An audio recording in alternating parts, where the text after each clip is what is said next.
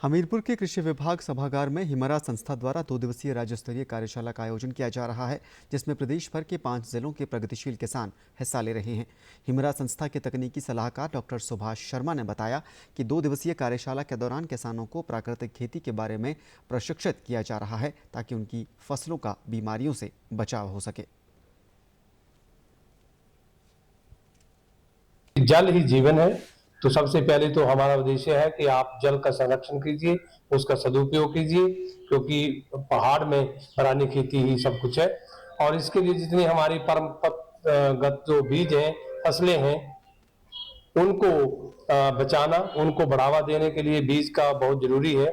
और जो केमिकल रहित जो हमारे खाद्यान्न हैं, वो होने बहुत जरूरी है, क्योंकि आजकल रसायन युक्त खाद्यान्न से बहुत ज्यादा बीमारियां फैल रही है। उसके लिए हम इनको प्रोसेसिंग, उनका जैसे फूड सिस्टम है, उसमें उनको कैसे लाया जाए, उसके लिए हम प्रेरित कर रहे हैं। वहीं हिमरा संस्था के राज्य समन्वयक अनूप कुमार ने बताया कि परंपरागत बीजों को अधिक से अधिक लोगों तक पहुंचा पाना इस कार्यशाला का मुख्य उद्देश्य है।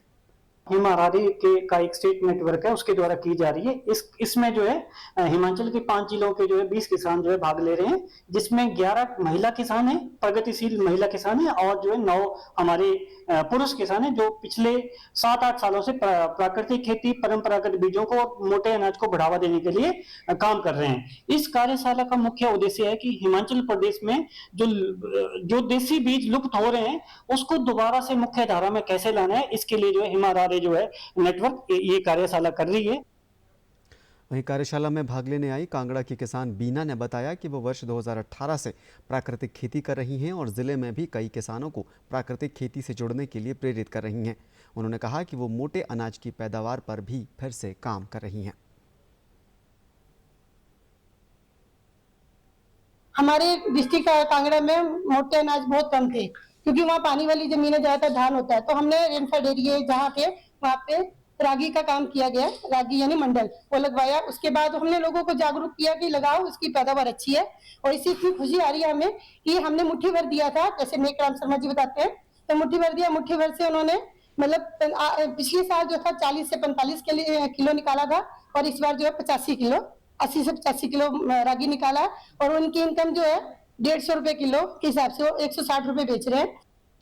वहीं मंडी के करसोग से आए किसान सोम कृष्ण गौतम ने बताया कि कार्यशाला में कृषि विभाग के सहयोग से 500 से ज़्यादा किसानों को प्राकृतिक खेती से जोड़ने का काम किया जा रहा है। उन्होंने बताया कि इस कार्यशाला में प्रशिक्षण के बाद किसानों को बहुत फायदा मिलेगा।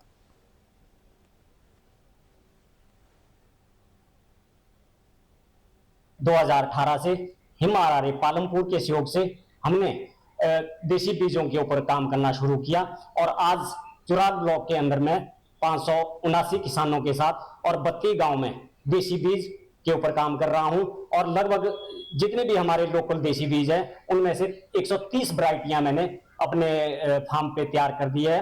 और हम सभी जितने भी फार्मर हैं, सभी क्रॉप डाइवर्सिटी ब्लॉक के ऊपर काम कर रहे हैं।